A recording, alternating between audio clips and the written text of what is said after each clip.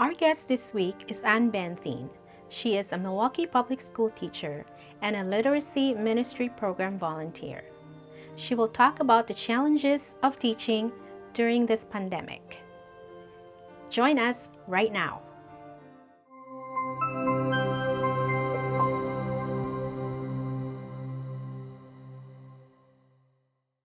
Hello, everyone. This is Margie Bruce here at Global Inspiration, where you need to be seen, you need to be heard, and be an inspiration to the world. Before I welcome our guest, I would like to remind everyone to please click on the subscribe button and the bell icon so you don't miss any of our videos. Ladies and gentlemen, please welcome Anne Benthien. Hello, good afternoon, everyone. Can you tell us where you're originally from? So I was born and raised in the central part of the Philippines, which is Western Visayas, particularly in the province of Negros Occidental. All right, and can you tell us about your family? Um, I went to the northern part of the Philippines to pursue my graduate school studies, and while I was there, this is in the middle of 1980s, I met my husband who went to the Philippines as a teacher. And long story short, we fell in love, got married in my hometown. And then in 1990, I migrated here in particularly in Milwaukee. And then we are blessed with three beautiful children, two boys and one girl, who are now young adults. And our only daughter is married and lives and works in Central Illinois. Two of our boys are still here. One still live with us, and then the oldest is working full time and lives in Milwaukee. Great. How long have you been in the US? Well, comes June, I will be exactly 31 years. Time flies. So you are a teacher at the Milwaukee School District, correct? Yes, So where did you get your degree? Did you get your degree in the Philippines? yes. So after my bachelor's degree, I taught in a private school, high school department. And then after 4.5 years of teaching, I went on to complete my graduate school in music education. And that's where, my pathway to meeting my husband. And I also taught for a year before coming over to the United States. So how was that transition, teaching from the Philippines to teaching here? Did you have to do something special? Did you have to get a certification or something to conform to their teaching standards here? Yes. So for almost 10 years, being full-time mom and at the same time working part-time. And I think that's where we met, when I was working part-time, practicing my accounting degree, and also teaching part-time, doing music on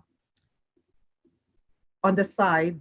And when I decided to go into full-time music, the challenges that I have to face is, of course, to reassess my credentials. So, long story short, when I was teaching in parochial and private school here in Milwaukee, um, I don't need to upgrade, so to speak, my licensure.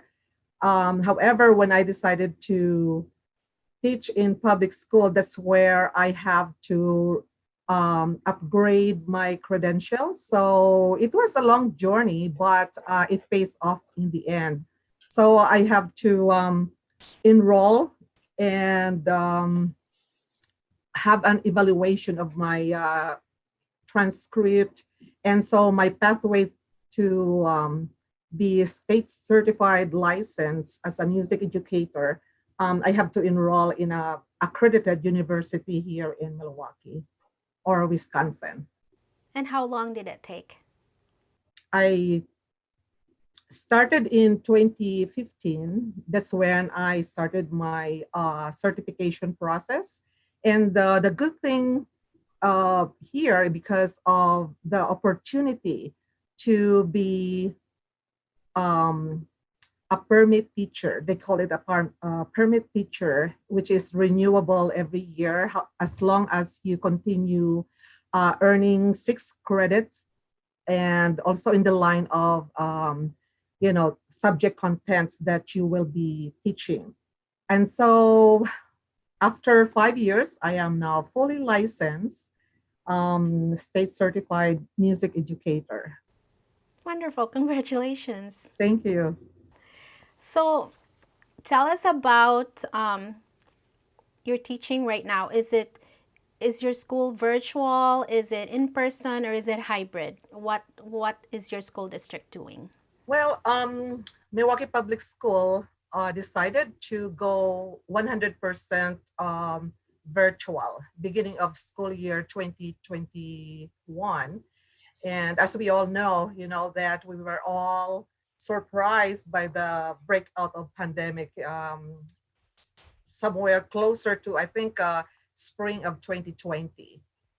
So being the largest school district in the entire state of Wisconsin, and then our school district covers, entirely the total population of Milwaukee residents. And so it was, I think, the best route, and the district really prepared all of us to be equipped on the platform, to be able to effectively teach in a virtual settings.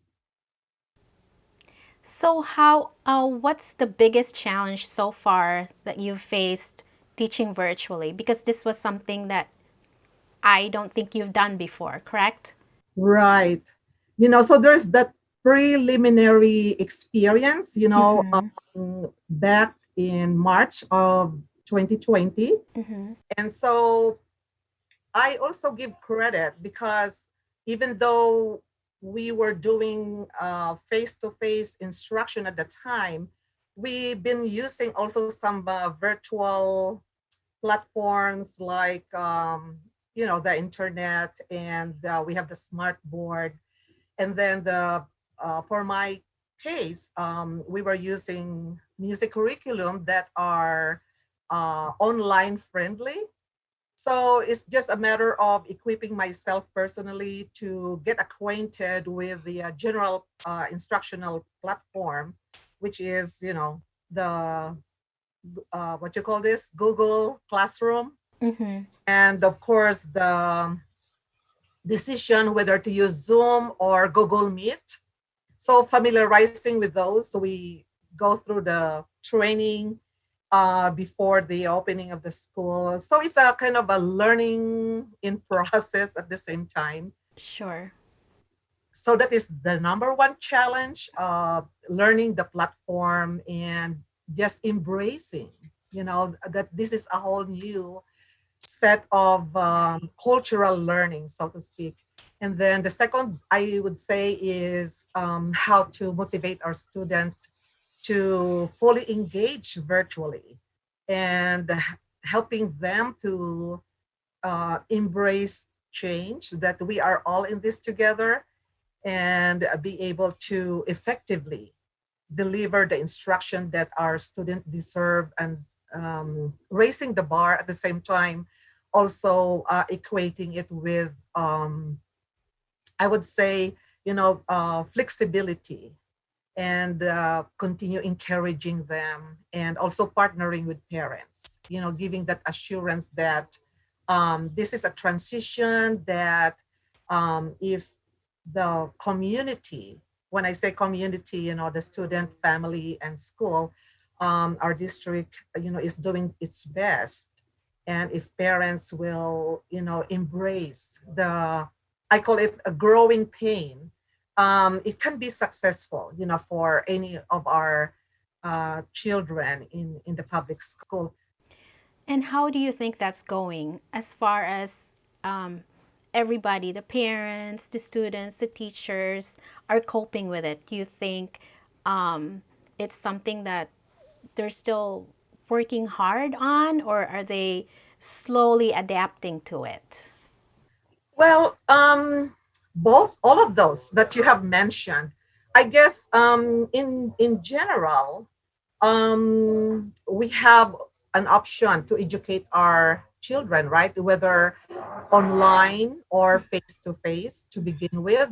And we already have an established online curriculum, like in Waukesha School District, and also in Milwaukee. So, in essence, family have that choice to either educate their children online, especially homeschooling, and also sending them to school physically. So, with these changes, that now everybody has to embrace, this big change. There are families that really slowly adapted well, and there are students that continue to struggle. And so, go back to the challenges as an educator. My responsibility is to embrace, the different learning style of my student, and those that struggle. How can I enable them to be open to a new learning opportunities? Number one, to encourage them to have a growth mindset, you know instead of having a fixed mindset. And this is also true with, with our parents. And when parents know that we are here to support, their children, um, regardless of, um, that kind of helping them to release some stress, because as a parent, obviously they see their inadequacies. No, we have not done this before, or I don't know how to. But our district also helped. They provided the training for parents on how to help, and so much of a partnership on our end, and at the same time continue motivating, our student, and to be present, during um, virtual meeting. So tell us about this charity work that you're doing, the literacy ministry program that you are involved in. What is it? Where is it, and how did it start? Wow, it's a long story. Go back to, it's almost, wow. We started on this in 2008. My first visit, since I've been here in the United States, in 2008, I had the privilege to visit for the very first time. And but before that, my exposure to the system of education here, being a room mom to my children when they were in their elementary, middle school, really have opened my eyes to recognize how much privilege our students in this country, with so much reading resources and, at your disposal, right?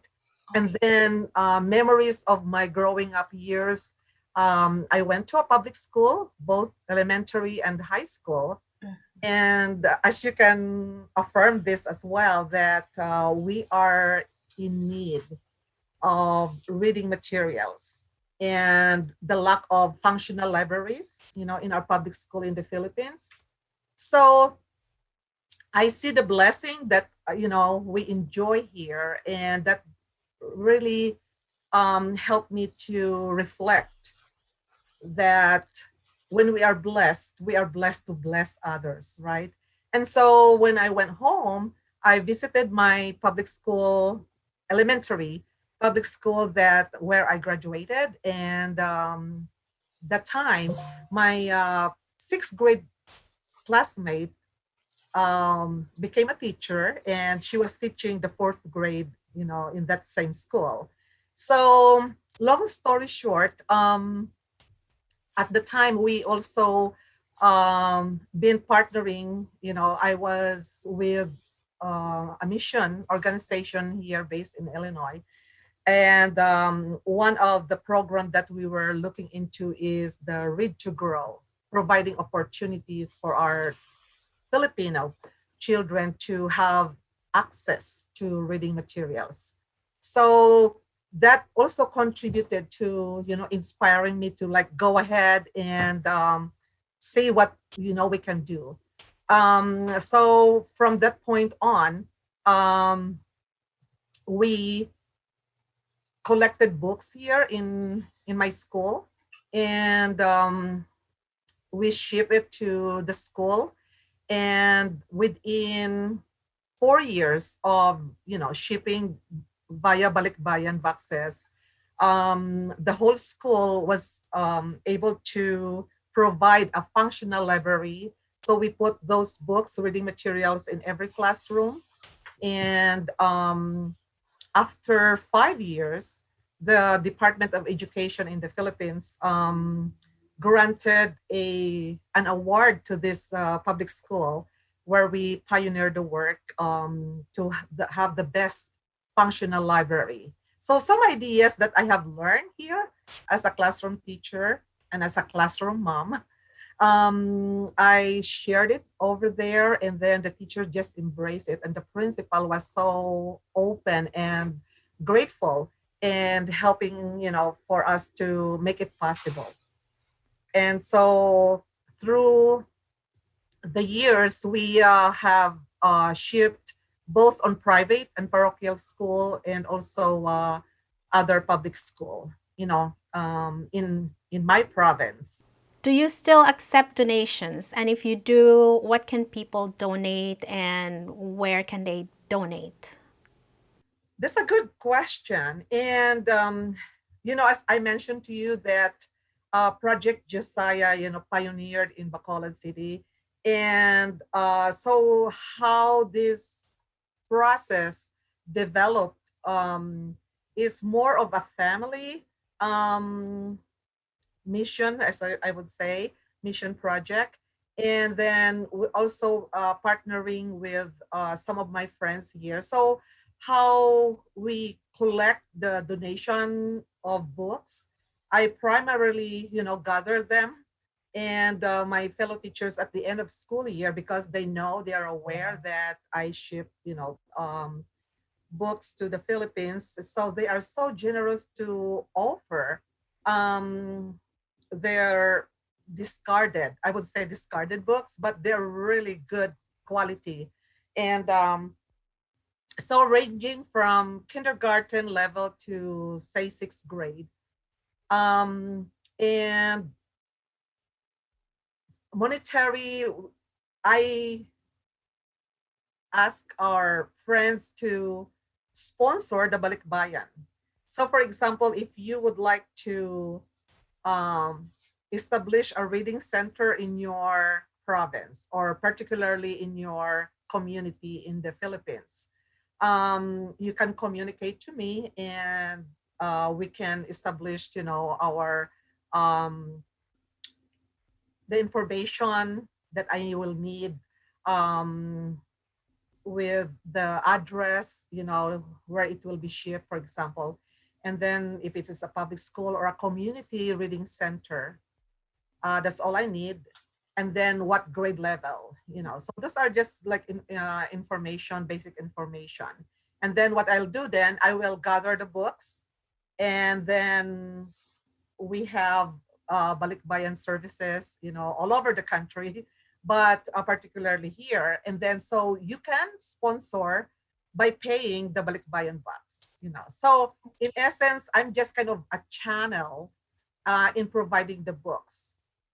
So for now, this is in the making. And then maybe if there are some generous, kind-hearted um, people there that are good in creating a website. So this is also my primary projects, to create a website. where we can post.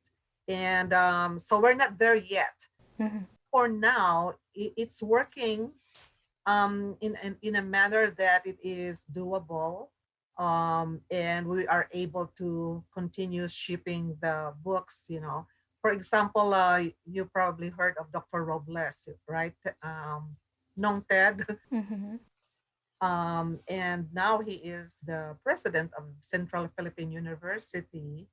And when before the pandemic, for 2 years, um, we were able to coordinate and send out reading materials, instructional materials like math, English, science, and other school supplies as well, to the university where he was serving. And the alumni sponsored, the shipment of the books. Okay. So for now, if any of our viewers want to donate or help, then they can just contact me, and I will contact you in turn. That will be a great arrangement. Yes. So you and Awesome. I can, Right. establish this partnership Mm-hmm. in terms of connecting. And then we can, specifically talk about, logistics in terms of how to and where to ship it. Yes.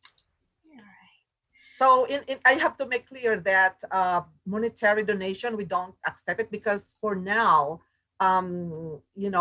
we are not fully established as a Mm-hmm. 501c.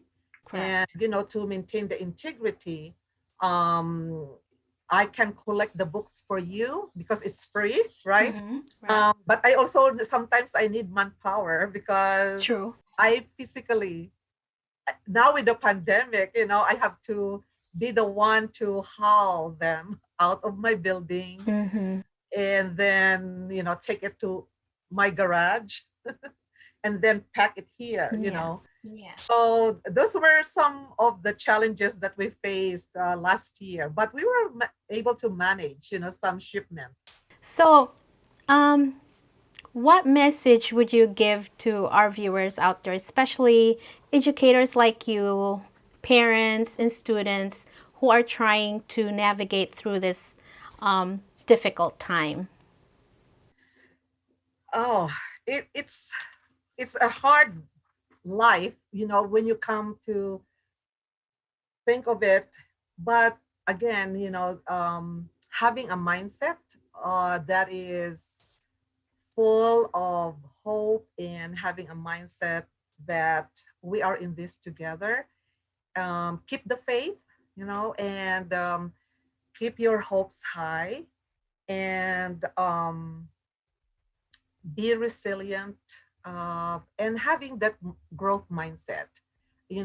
Problems are opportunities for growth, right? And so I call this also a growing pain because all of us share common experience to hurdle the challenges of effect of the pandemic.